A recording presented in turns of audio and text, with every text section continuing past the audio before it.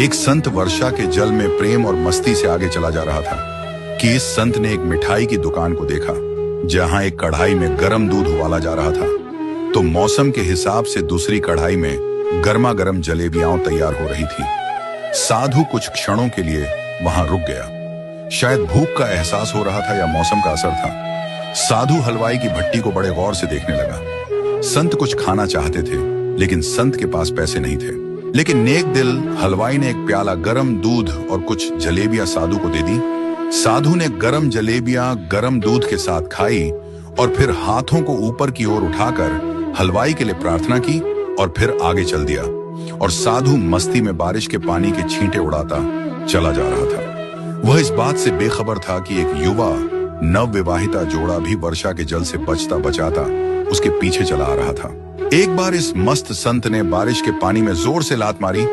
बारिश का पानी उड़ता हुआ पीछे आने वाली युवती के कपड़ों को भिगो गया और उस युवती के कीमती कपड़े कीचड़ से लथपथ हो गए। उसके युवा पति से यह बात बर्दाश्त नहीं हुई और एक जोरदार थप्पड़ संत के चेहरे पर जड़ दिया। बूढ़ा संत थप्पड़ के ताप न झेलता हुआ लड़खड़ाता हुआ नीचे जा पड़ा। युवक ने जब संत को नीचे गिरता देखा तो मुस्कुराते हुए वहां से चल दिया। बूढ़े संत ने आकाश की ओर देखा और उसके होठों से निकला, वाह मेरे भगवान, कभी गरम दूध जलेबियां और कभी गरम थप्पड़। यह कहता हुआ फिर एक बार वो अपने रास्ते पर चल दिया।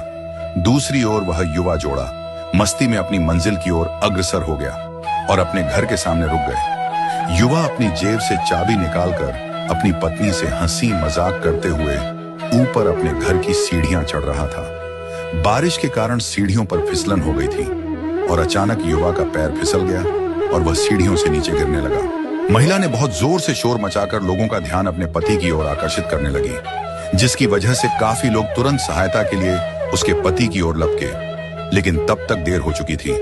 युवक का सिर फट गया था और कुछ ही देर में ज्यादा खून बह जाने के कारण उसके प्राण पखेरु उड़ गए। कुछ लोगों ने दूर से आते संत बाबा को देखा तो आपस में कानाफुसली होने लगी कि निश्चित रूप से इस संत बाबा ने थप्पड़ खाकर श्राप दिया है, अन्यथा ऐसे नौजवान युवक का केवल सीढ़ियों से गिरकर प्राण निकलना अचंभे की बात लगती है।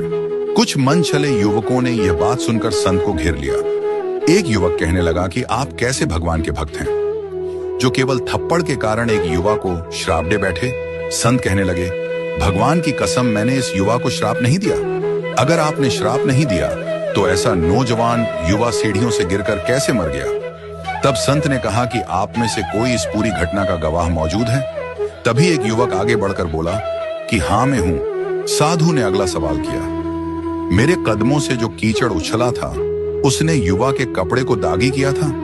युवा बोला कि नहीं, लेकिन महिला के कपड़े जरूर खराब हुए थे। संत ने आगे पूछा कि फिर युवक ने मुझे क्यों मारा?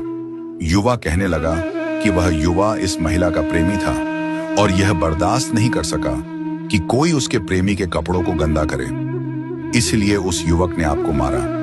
युवा की बात सुनकर संत बोले कि भगवान की कसम, मैंने किसी को श्राप नहीं दिया, लेकिन कोई है जो मुझसे प्रेम रखता है। अगर उसका यार सहन नहीं कर सका तो मेरे यार को कैसे बर्दाश्त होगा कि कोई मुझे मारे, और वह इतना शक्तिशाली है कि दुनिया का सबसे बड़ा राजा भी उसकी लाठी से डरता है। उस परमात्मा की लाठी दिखाई नहीं देती और आवाज भी नहीं करती, लेकिन पड़ती है तो बहुत दर्द देती है। हमारे कर्म ही हमें उसकी लाठी से बचाते हैं। बस कर्म अच्छे होने चाहिए।